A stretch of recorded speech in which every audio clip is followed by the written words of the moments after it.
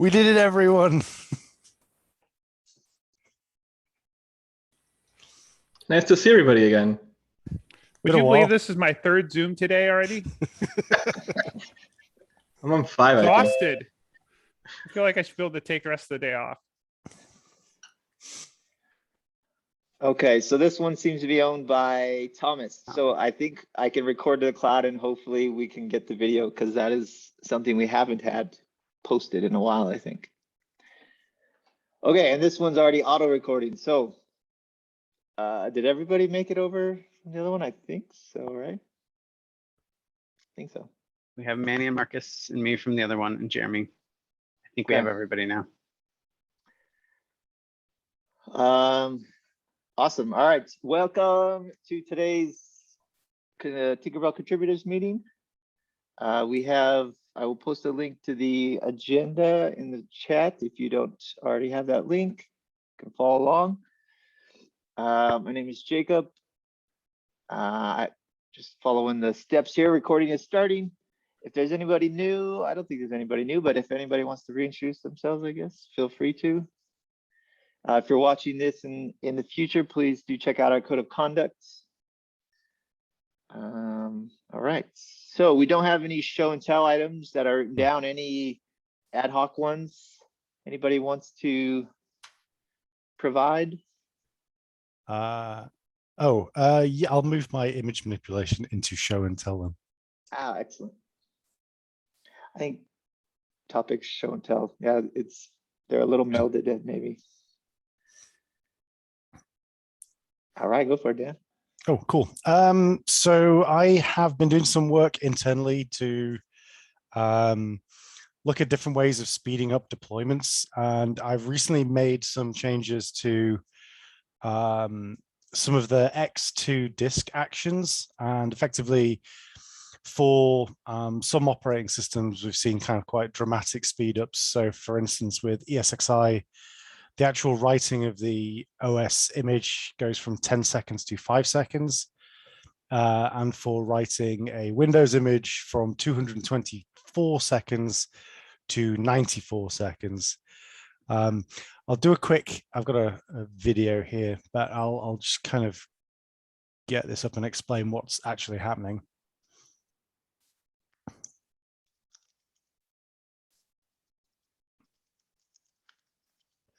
So this is a large Dell machine inside Equinix Metal that is booting from Hook. And it is effectively going to execute 2 actions. The first one is the modified image to disk action, which is, oh, it's already happened. So this is kind of the problem. It's almost too quick to actually demo. So I'll pause it and we'll go back. So here we go. Where did it actually start? It starts somewhere up here anyway. So yeah, from 10 seconds or so, the OS is booted. And, oh, there we go. 11 seconds with DHCP, 16 seconds, we've already written the entire OS image to disk, and then we're k-execing directly into it.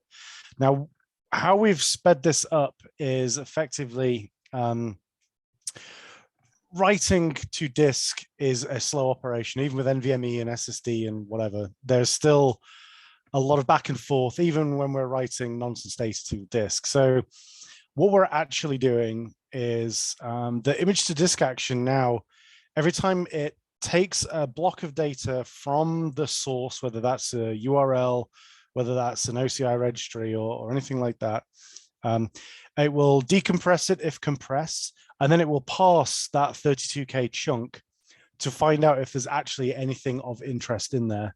If there isn't, then all we do is we move the needle on a record player. We move the seek address on the disk across another 32K.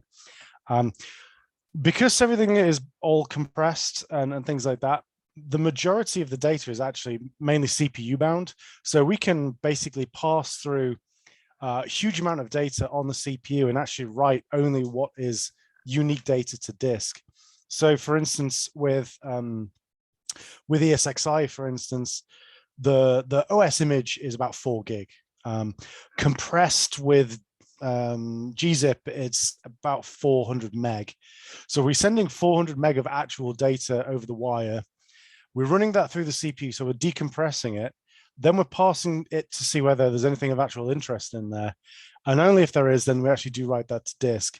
And ultimately, we only really write about 380 meg of data to the actual disk itself. So this is where we kind of get all of that speed up from. We basically, we can kind of cleverly parse what's actually in there and only write what is unique information within the disk. Now, obviously, this has some security implications in that these holes of data typically will have what data was there previously, but inside Equinix Metal, for instance, the deprovisioning process actually does a bunch of zeros, wiping of the disks anyway. So we basically get like lazy deprovisions, but super fast provisions without having to worry too much about security from that perspective. The other thing that I added into this as well, so I'll do it one more time. I'll kick off from there. So this is the hook kernel booting, blah, blah, blah, blah. Kernel is booted. It's now got the RAM disk. RAM disk is starting. We are now writing to disk. We have written to disk now. There we go.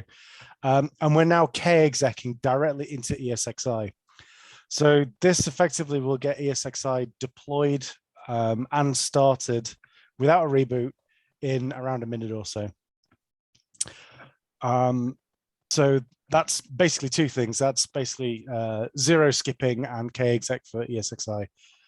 Hey Daniel, is that sparse mode you're using? Pardon, sir? Did you write a custom program, or are you just using sparse mode of like DD or the other tools?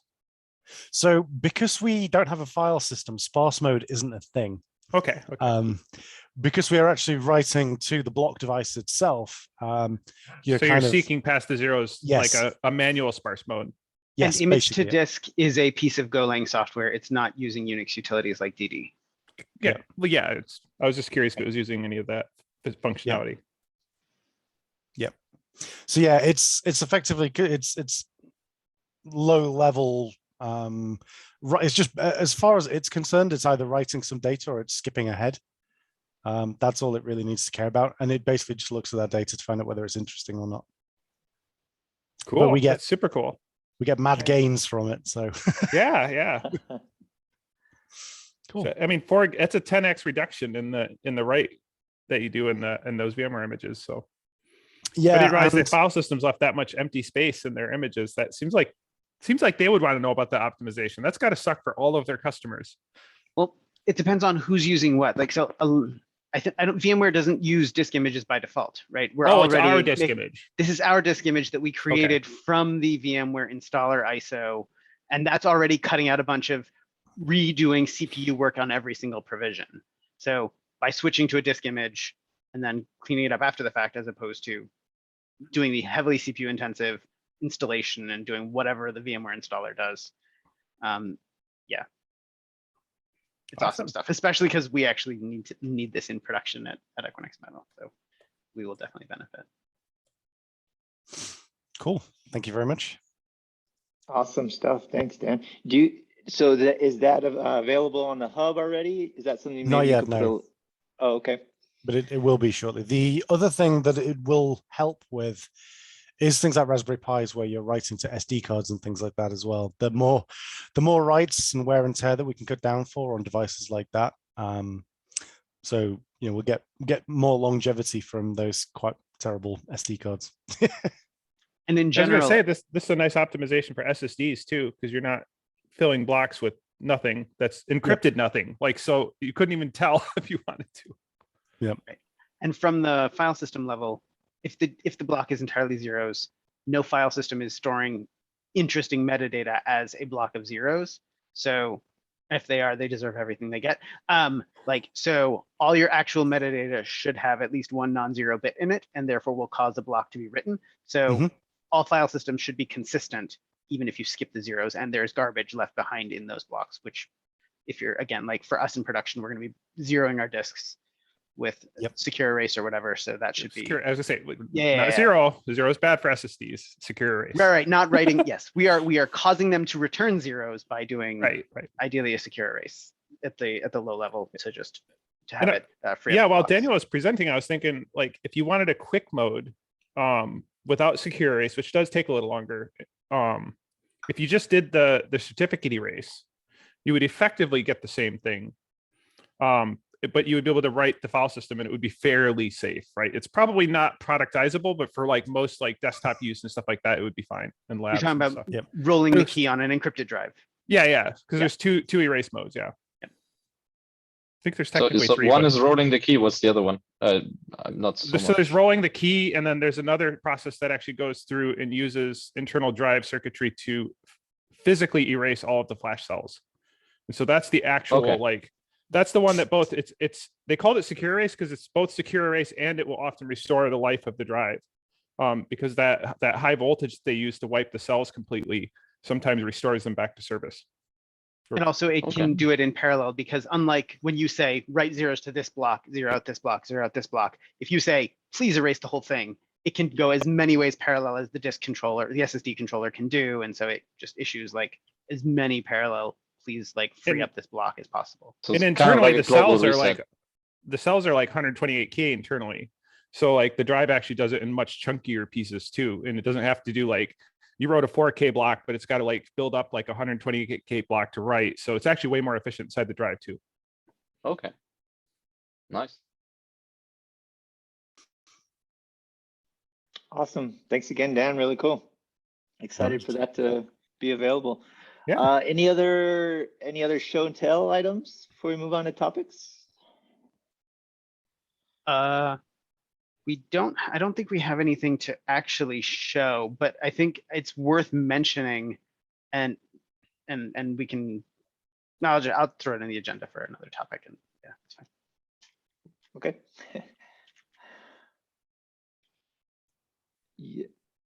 You are. And I guess up I can up for this other topic, right? So as evidenced by the shenanigans this morning, I think it would be great for us to consolidate to a single Zoom ID with the right people as co-hosts for both the community meeting and the triage party, so that there's less.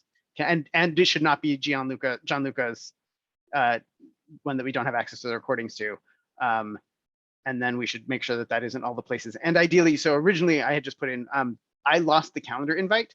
So we should also then try to make sure that the calendar invites are up to date for both of those out to the contributors mailing list, so that hopefully everyone gets them into their calendars with the correct Zoom IDs. I can volunteer to like work with Jacob and make that happen if no one objects, which I'm guessing no one objects. Sounds good.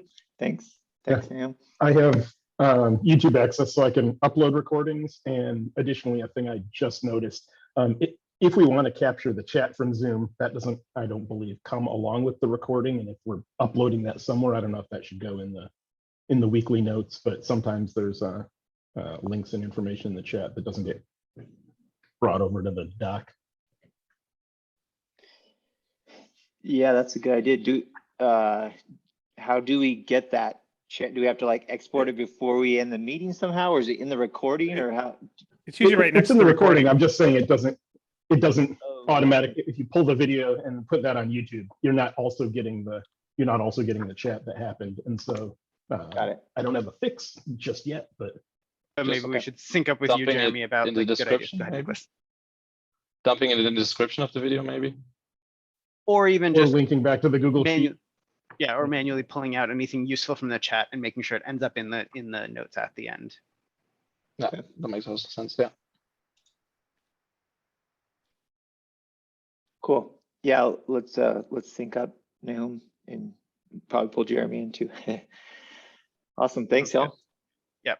All right. Um, Next one. I have an next Yeah. one. Yeah. So and I think again, this is one of those like we lost Gianluca and we could use help. So the Tinkerbell hub and the action hub and the published containers, and also I think I should have.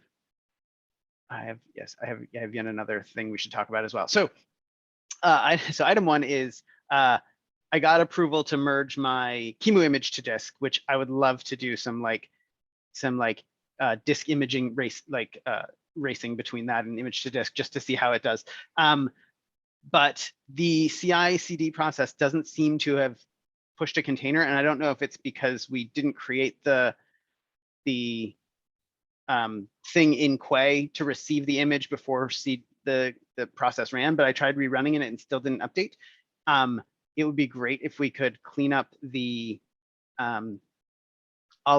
all of the CI/CD in the hub, and maybe Dan, I don't know if you have time to help with that, but or who is the right person to work on that, but it seems to be not working 100%, and it'd be great if we could get it.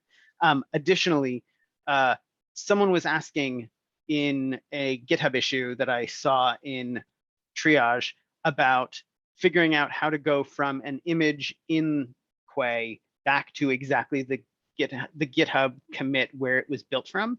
And I noticed that there is nothing forcing us to update readme.md and thus force a brand new version string anytime we update an action image. And I'm thinking maybe we should consider formally adopting something like semver for our action containers. So go ahead, Nicholas. Yeah, that's actually going into what I submitted for change and perfect. release management. Yeah, Yeah, so because we should- I kind of had the same issue that there's no streamlined release process. And as you say, Semver is a very good idea. And there's a tool I proposed in that issue. It's Semantic Release. And it's essentially you stick to this like commit formatting as described in, I don't know how it's called, but it's how Angular does it as well. And then it automatically generates a changelog as well. So based on your commits, you automatically get breaking versions and all this thing. And you basically just need to make sure that, when you do your branches and you do your commits, you follow a certain format. But it's also always nicely and visible what you worked on, which component, which package, whatever. So I've not actively actually implemented this ever, but it looks like a really good tool that could automate this whole CI/CD process in a lot of the repositories. Yeah, and I think like also given Dan's work on image to disk and improving the performance, I would argue that is like from a user perspective, Semver it's totally compatible. It's still taking a disk image and writing it out to disk. And unless people are super paranoid about that, and there's someone in production who has heavy dependency on image to disk writing out zeros to their disk, I feel like that is still version 1. There's no reason to bump to version 2, but it's not 1.0.0, it's 1. Something else because the code has changed, and making that visible so that Git commits so you can know exactly what you're getting, and people can decide, do I want to pin myself to a very specific version, or do I just want, hey, what's the latest 1.0 release of image to disk? So maybe this is like, go ahead, Amy. You mentioned, you started talking a little bit about the chain of custody. Yeah. I feel like that just kind of my spidey sense all over the place. That's worth investing in. The Semver stuff, I think, will fall out of getting that mostly right. Like how you want to approach that. But if we can start to build up and be able to show the chain of custody for all of the code and pieces that go into these, that's going to be really killer and kind of the freak out that's coming in the security industry. Chain of custody. My English is not that good. Can you, sorry. circumscribe it? So what he was talking about earlier was the way that we want to track from, say, a Git commit to a Quay repo and be able to go back and forth. And so we get this pretty naturally in Git, and we're used to doing it in code. But a lot of times as we generate artifacts and break those down out into the ecosystem, we lose track of the connections there. And if we could keep that clear, it makes it a lot easier for auditors or even sysadmins to be able to go and be like, all right, I really do have to go and check and see where this came from. That's going to become increasingly common. There's a lot of automated systems coming to start analyzing that data. So if it's already there, you'll be ahead of the game. Just one note here. I did some change and release management on some of my repositories just because this is something I'm usually very into. And the way I do it is like when I tag them with a Semver, I also tag them with a Git tag, the images usually. And then you always kind of can correlate them because the hash of the image is the same. And then even if you pull the Semver, then you can kind of from the Semver trace back to the shared tag because you know this image has another tag associated with it, and that way you can backtrace it. So that's one way of doing it, probably. Yeah, no, I do think having a git commit associated with tag being available there, so you can see like what the SHA matches to, and being able to trace it back is certainly valuable. So not to take up too much time here, is this something where I should write up a little bit of a formal proposal of like, here's what I think this should look like, and in the meantime, also Dan and I should sync up on how is it actually pushing anything to how do things get to Quay, and making sure that we can actually push things to Quay and try to implement some of this stuff. Is that just a rough straw poll, thumbs up, thumbs down? Does that sound good? Yeah. Personally, I wouldn't even bother with a proposal, like a written, like, this is what I want to do. Personally, I say just propose the work, like, hey, here's what will get us to where we need to go. Because this doesn't seem very controversial or needing like lots of back and forth, in my opinion. I would say just give us, show us the code, right? Write a good issue or PR, and then probably include like a little blurb in READMEs or a doc somewhere that just says like, we're using Semver in this way in these places, and that's probably fine. Yeah. Cool. All right. Thank you. Nicholas, if there's additional stuff on your topic, I cede the floor to you. It's essentially just that I feel like some of the CI pipelines might need some work in order to have all this process a little automated and have some more gatekeeping there, so that before a PR is merged, that then this Semver is enforced and everything. And then I will look into the semantic release if it's something that we can use. As for Hook, Hook is published as a binary. No, it's like a zip file at the end of the day, right? Does Artifact Hub eat zip files? Or where would that be published to? Hook doesn't go on. Hook isn't published as a container, largely because it's a kernel and RAM disk. So Hook is published as a GitHub release. Okay, yeah. Package. Okay, that works. Release. Is there a reason we use Quay over the GitHub registry? Just out of curiosity. We probably could look at moving to GitHub Container Registry. It seems what everybody else is doing at the moment. We may have been even using it before that. Is there a chance we were using Quay before they even released it? Yes, good point. It was only released It a may few months literally ago. just be Quay is probably a lot cheaper. Yeah. But I might have to double check that. Yeah, I think GitHub's only free up to a certain amount. Yeah. It works okay for like little utilities, but I think once you get into operating systems, it starts to get nuts. Fair. I just know GitHub has two. It has this container registry, and then it has this .package.github.something, and I can't tell them apart anymore, but they tell you to migrate to one of them. Yeah. Jason DeFarius, he recently added some stuff in the sandbox for releases. I posted a link in the chat. If you look at what releases look like, the latest one he did it in sandbox, we should probably link up with him, because it looks like if this is something similar to what we want, it's got a change log, it's got some, stuff. Anyway, it seems like there's a lot of ideas around releases out there. We should just standardize, right, and make sure everybody's using the same or similar type ones across the board. Yeah, so the releases thing now in GitHub, it auto generates all of this content for you, so it's much nicer. There you go. Cool. I've just been using Go Releaser. It's really nice. I don't know if it'd work, but since it's pretty focused on Go, but it does. It's really nice the way it does all the work for you. Yeah, I think personally, my opinion is, I like Go Releaser too, and Go Releaser won't work for some of maybe like Hook, for example, or the Sandbox, because we don't have Go. So, well, I don't know if we should. I think, in my opinion, using lots of tools is okay as long as the end result's similar, right? We can get some like standardized GitHub releases across the board, etc. Sure.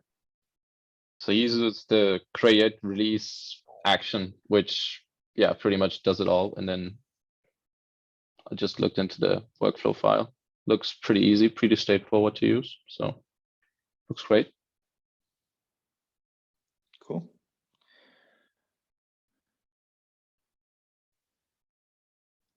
Any other comments or thoughts there? Did we, is there anything we should capture in the doc beside? Is there any other links to stuff that should, I think we're okay. Just glancing at the chat. Nicholas, if you have any notes from stuff you were looking at, if you just throw it in the doc so that I can find it later, that'd be helpful. The only thing that I've been looking at, I threw in the issue that's linked there. The 78. Okay, cool. But I can also throw this link in here from Jason. Oh, I threw Jason's link in for the sandbox. Yep.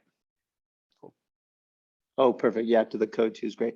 So I guess last thing I'll throw out in terms of that, if anybody has cycles, please submit some PRs to help us get some of these releases better across the repos.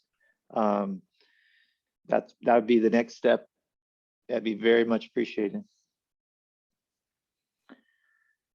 Okay, moving on here. I've got a couple topics real quick. I'm curious if anybody would be interested before the end of the year in doing a documentation hackathon. There's a, when the sandbox recently refactored, I guess, and released a new kind of setup,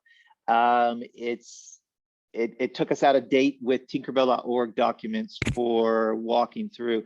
And I think that's kind of a big miss. Mark Coleman, formerly of Equinix Metal, has been working a little bit to get those in sync, but yeah, I would love, if anybody's interested, I can put it together and get topics and stuff before the end of the year. It'd be cool to do like a, I don't know how we do it or whatever, but I'll propose some kind of format to do like a documentation hackathon.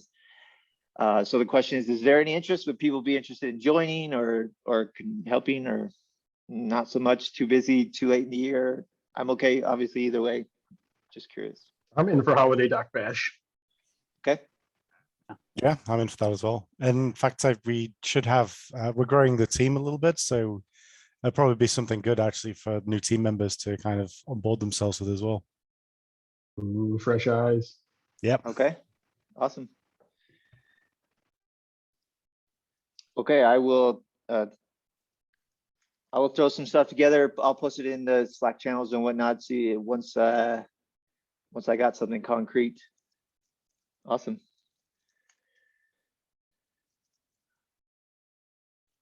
I have to write that. Okay, so moving on to the next one. Hook logging ideas. So when we moved to Hook, we unfortunately don't ship our logs back to Boots anymore. So previous Aussie would get those logs in there. And I'm not saying we need that functionality per se, but at the moment, the only way to get logs on a failed action run is to like jump onto the console of that host. And I think it would be hugely beneficial to somehow get those logs off. So you don't have to go to the console and we can get those available somehow. There's an issue open. I'll have, I can find the ticket. I have an idea. Itself, but yeah, please.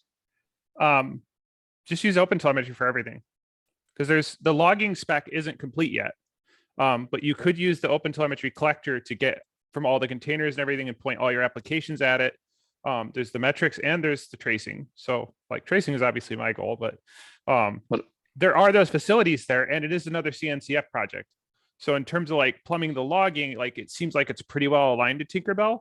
And I think the collector has enough of the logging and the Go libraries have enough of the logging that you could probably start running with it. And then you would be basically set up. So when those specs do land, to be like a prime case of using OpenTelemetry like all the way through.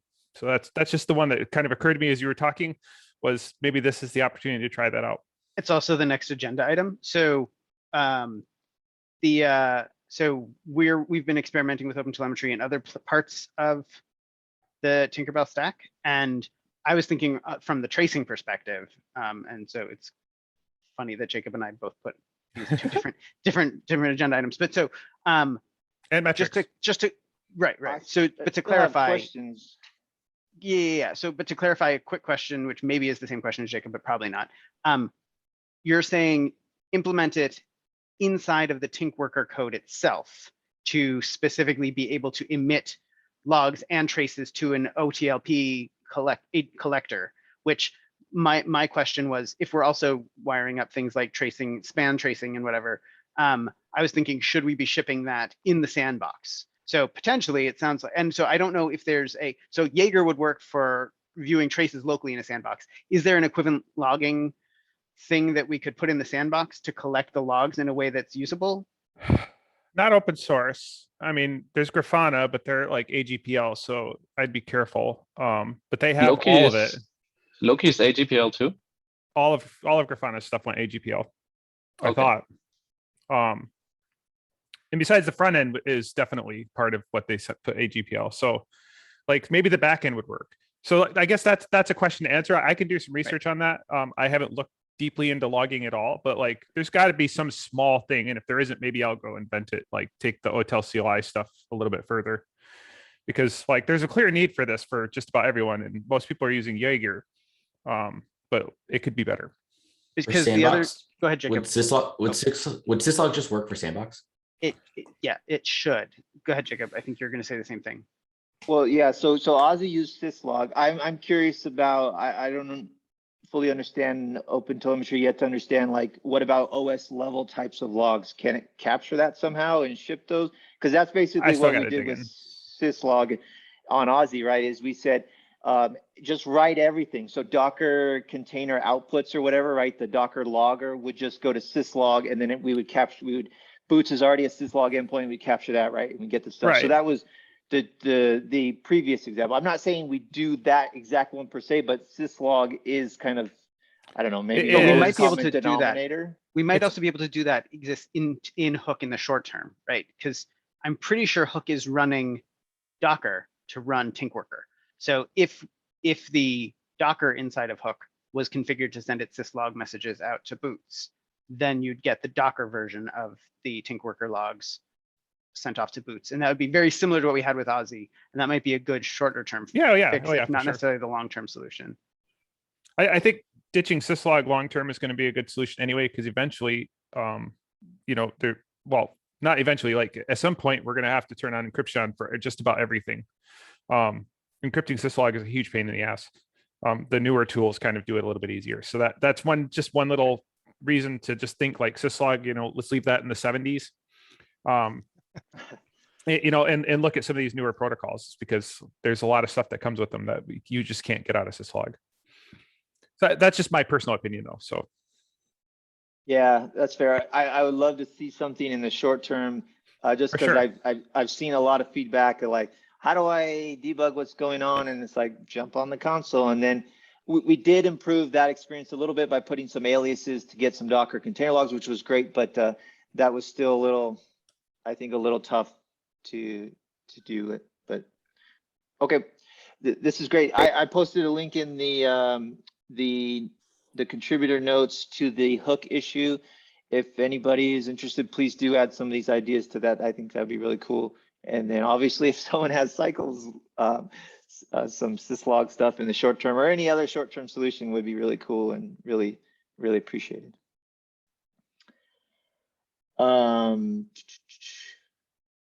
Okay, did you have anything else, Nahum, on open telemetry? Small thing regarding the AGPL thing. So essentially, AGPL is off the limits for everything. I'm only mentioning it in case I don't know what the project wants to do in terms of that, right? Like it's probably fine to use. I have a little repo in my GitHub where I had it all set up for doing like local development right before they released the news about that. I'm personally don't like to integrate it with things just because that license hasn't really been tested. Yeah, okay. But like, it's fine, right? I just want to make sure everybody's aware of it before, we go like, because it's the obvious solution, right? All the pieces are there. You can do metrics, you can do logs, you can do traces. That's their goal. but it's also wrapped up in an encumbered license. So yeah, fair. Yeah. But again, like that, there's a chance that that providing a decent sandbox experience with using open protocols in a good way so that someone can go from that and maybe use something AGPL in a sandbox and then say like, oh, and if you're moving to production, you should consider picking a vendor that speaks this protocol or using one of these other things to sync your data sources into. Might be okay. And also we could also potentially in the sandbox be like, if you want to do this thing that we're not totally sure about, like here's the code to add to the file and then Docker compose up or whatever it is. No, Making an I think option that's as opposed ultimately to the goal default. of using OTLP as the layer is. Doesn't matter what they're doing, metrics or whatever. Almost all the vendors are moving to at least support OTLP ingress for all of these things. You know, tracing is already there, metrics is getting there, logging will be there probably this year or probably next year. And then, you know, it'll become so that end users can just point at whatever the hell they want to use. Or they can use the collector to translate to whatever the hell they want to use. Like all the tools are there now for the most part. So that's why I'm promoting that, is it kind of simplifies the whole telemetry story. Is it's just everything is OTLP, you point it at your provider and you're good to go. Instead of like, you do syslog for this and you do, you know, OTLP for this, and then you do Prometheus for this. And that just kind of feels unpleasant. Yeah, that's fair. Yeah, I don't think I have anything additional on that. I think we've discussed, yes, it does seem like in the long term, having an OTLP collector and potentially some sort of things to make it easy to view stuff in the sandbox is a good long-term goal. And so in the medium term, at some point, I'll probably hack on that and try to open a PR like, here's how to have that stuff. Awesome. Right on, thanks. Okay, so I have another item. Does anybody know who can see, access, monitor like the infrastructure behind Tinkerbell.org? There was just this morning somebody, and I experienced it too, but it's not, I wasn't seeing it. I was seeing it earlier, but not anymore. But just Tinkerbell, some of the docs on Tinkerbell.org weren't loading. They were just timing out. Who does anybody know? Like, so when this happens, who can we ping to go like look and see what's going on? Does anybody know? Is it Mara or Felix or some one of those Is two? it? Okay. Not I think the docs- infrastructure. But it's also Right. not hosted on Netlify. Sorry, Sorry, I didn't capture either one of those. Then I'll go. Felix doesn't do infrastructure. He does maybe not even Mara. They do like web page, right? Content, right? Web page is hosted on Netlify. DNS is, I have to check. And there's a bunch of stuff like in the infrastructure repo, like our self-hosted runners for GitHub Actions. That's in the infrastructure repo, and that's kind of Pulumi and Terraform and kind of all that stuff put together. There's still probably a few things that are manual, and I don't know either, like email stuff that we need to like figure out. So does anybody have permissions to Netlify then? Is that, so we just push, I apologize, I'm not familiar with Netlify. Is that just a SaaS service that we push our code to and they run it? Okay, so if it's down, it's not something we're running like some Equinix Metal server, it's a SaaS solution. Okay. Correct. And we do have some creds in the Tinkerbell OnePass vault. I think Netlify creds are in there. There's a few other things in there too, I think. From the infrastructure. So what that means, I guess, for some other folks is if you're an Equinix Metal employee, then you have this OnePass and you could probably get access. No, this is totally separate from Equinix Metal. We have a CNCF. No, sorry. Think OnePassword sponsors open source projects, and they'll give you like an enterprise plan for free. And so we one of the things John Luca did was hook us up with that, and so we've got a totally non-Equinix Metal related OnePass setup. Okay, who has access to that then? I do. I think maybe Daniel also does. Dan, do you have OnePass, Tinkerbell OnePass? I do not know. Maybe I'm the only one then. Okay, we can remedy that. Okay. That's okay. Something to look at. All right. Thank you. That's helpful. I'll keep pushing this, I guess, but appreciate all the feedback there. That was something. Okay, and yeah, you were mostly just you were asking about the web page, right? Yeah, mostly just the web page, but this was also very helpful, just in general, all the other stuff. Yeah. We should be document this in the infrastructure repo at least or something. Good idea. What is I will Yeah. put that on our documentation bash. I will add an action item for that. Sweet. Awesome. Thank you. All right, Micah, you got a housekeeping item? Yeah, just if you click the link, you can see basically kind of who contributes to Tinkerbell. And just want to remind everyone, it's really easy to update your CNCF like company associations, but right now it's kind of all over the place. I think it looks like there's a lot of folks who just have outdated ones. You can make it, it's as easy as just going to you can even use the GitHub web UI. Go to CNCF Git DM on GitHub, and you can just update basically where you were when, so that the correct company sort of gets like the correct credit for contributing to open source projects. It's not limited to Tinkerbell, but I was looking at Tinkerbell stats and it looked like all over the place. So if yours is not out of date, or I mean, if yours is not up to date, just really easy, go ahead and just update it. And do you know how often this gets refreshed? I had my change merged the other day. Yeah, I think it takes a couple of weeks. It looks like they don't refresh it super often. I also did a change. They have like an acquisitions change too. So like company gets acquired, it backdates old names. So I did one for Packet to Equinix as well, but that hasn't shown up yet either. So yeah, it takes a few weeks. I imagine it's not cheap to run. No, those lists are huge. They ingest a lot of, they ingest all the GitHub data, I think, and like shove it in S3. And then they like will do all the massaging and transformation of like who did what when and what is that attributed to and everything. But they don't do that job but every couple of weeks. Yeah, because I see two manuals, half of them Equinix, half of them.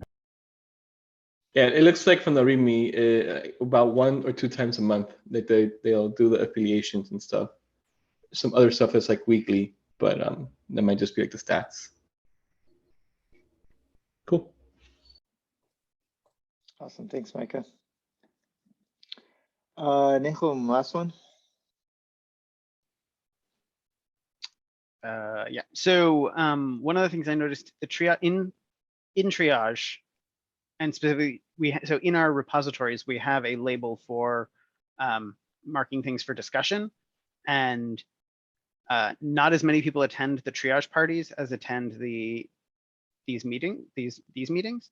And I wonder whether we should, as part of our meeting agenda for this meeting, bubble up those things that are marked, do a quick like pop open the triage party dashboard, find that particular label of things that have that label that are sort of up for discussion, and like add those to the agenda. Either I'm willing to like go and slurp them over manually every once in a while and just put them into the doc, or if we want to like, do we want to basically find stuff where someone from the community who may or may not be at the meeting has opened a PR that basically requires discussion, someone triaged it as requiring broader discussion. Should we bring those proactively into this meeting as opposed to just the people who attend triage part? Sounds like a great experiment. Give it a go. See what happens. I will add that to the agenda. I put it in the template in the doc, so there's You're already a step ahead of me. When we copy paste, we will have discussions after topics. So, okay. Oops, I do it right here. Awesome. Yeah, I think that's a great idea.